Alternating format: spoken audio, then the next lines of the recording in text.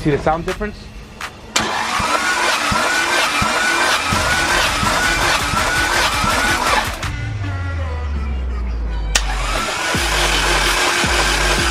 No compression at all.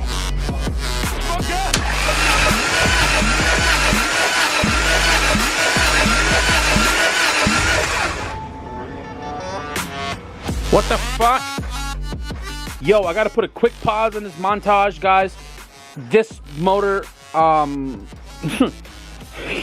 it's dead in 3 cylinders. So I was told from the previous owner that Jesus got this motor from the car, the CRV that he bought. The car was in a wreck. The tower came, smacked this right here, skipped timing. I'm starting to believe the valves are bent because the timing was skipped so much when I picked up the engine, and only this cylinder is reading super high. Celebrate a little bit too early, and then this one's reading super low. This is dead, this is dead. When Jesus called the previous owner yesterday when I was chilling with him, he said that the motor was running great. It drove to LA and back to NorCal, no problems whatsoever. He did mention something about valve lash, that it needs a valve lash. So what I'm gonna do is, I'm gonna do a leak down test first to see if it's even worth taking the valve cover off to do a valve lash, because a leak down test would tell me a lot.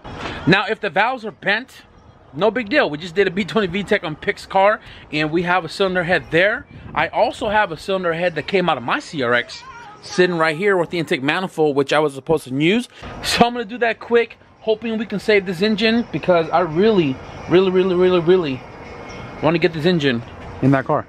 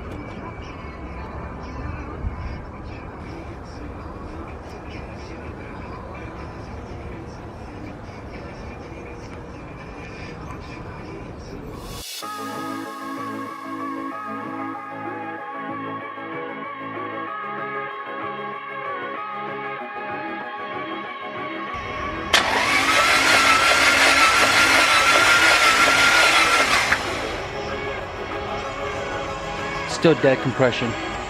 Dang it.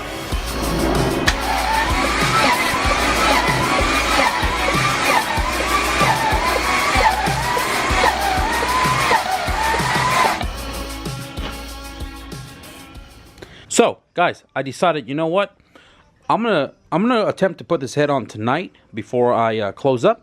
Even though I'm already closed up, I just got back from O'Reilly's. I decided I wanted to warranty my head gasket, and I got a new one right here. So I'm gonna be doing the head swap, obviously, because that's a perfect condition head. This one's not, and I want to have this ready to go into the car tomorrow. Feel me? So I got some new spark plug as well, because the other one was pretty fouled out, sitting out in the rain without spark plug wire. Oh crap, I ain't got spark plug wires. Never mind. Got some spark plug wires right there, boys. So, it's crazy that I got a barrel on block, and I just so happen to have everything to put this together. So, I'm going to do the head right now, put you guys on the time lapse, at least before I close or end my night. I'm going to have the head replaced, manifold, thought about it, everything, whatever I got to attach to it, install on the motor before I go watch some more Ghost Adventures.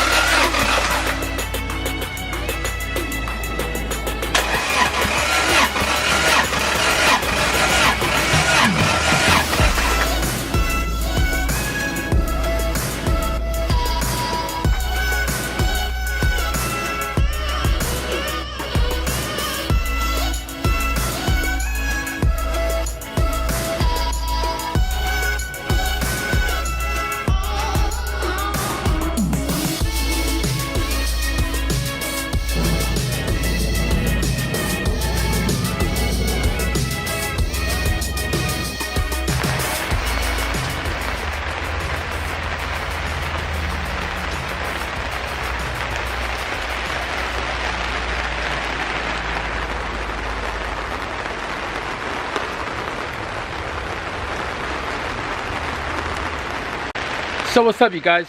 I think today's plan has just changed. Now I am here by myself. I was gonna move the CRX out, bring the coupe up.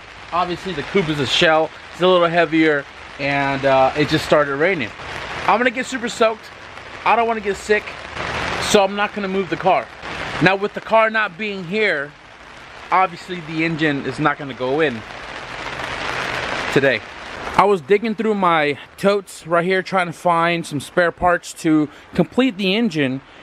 I'm missing the fuel rail. I got fuel injectors up there somewhere. One of those boxes has like 100 injectors in there, and just a few miscellaneous things. I was just going through my bin right here, and I came across my side exit header. This came off my H22 CRX. I made 207 with this header right here. This is a B series header that I cut to fit the H22, and this was my all motor setup before I went turbo. A lot of people has been asking me about selling this, but I'm a hoarder and it's gonna stay right there. I have a small little dilemma, guys. I was kind of like trying to figure out what it is that I have around the house to complete this engine right here, and I know I have a 4-to-1 header in the backyard that Victor gave me a while back when I went to go pick up the LS motor for my cousin's DB1. I thought about using it, but I also thought about maybe just doing a simple turbo setup with that one right there on the floor. It's a small little Garrett turbo, but I also have this 50 trim from eBay, and this is a perfectly good working turbo. I can take that, slap it on the B series manifold, and get rid of that small one, get rid of that spaceship looking wastegate. And I have a couple to choose from right here. I got a USA one, and I also have a tile one right here in the back as well too. So I'm debating if I want to do a small little turbo kit on 450cc injectors and just make basic power. So I was going to throw it on the car to increase the value a little bit, because the money from selling the coupe is what's going to bring the wagon back. If you guys don't know, I have a station wagon, K-Series, turbo, with cylinder 2 being gone. So the money from the coupe is going to buy the piston and rods and everything else I need to assemble a K20 short block to put back into the car. Then we'll do the twin disc, then we'll do the all-wheel drive transmission, then we'll do the all-wheel drive conversion as well too. I said I was going to do it at 50K. We're approaching 60,000 now. Thank you guys for all the support and love. Even though I have not started the all-wheel drive project for the wagon, you guys still show me some mad support. 60K, it's gonna happen. I'm hoping to provide you guys the all-wheel drive content for the wagon at 60,000 plus, and I also have a giveaway planned for 60,000 as well too. So right now we just got to get this planted in there on another day, because I'm not gonna do it today. It's raining, it's gloomy, it's making me lazy, and the wagon relies on the coupe. Unfortunately, guys, this is going to be the end of the video. I will get all the swap parts laid out for you guys before we put this into a 92-95 chassis, just so that when you guys do the swap on your shell, your car, you guys at least have a brief idea on how to do it and what all is required to do so.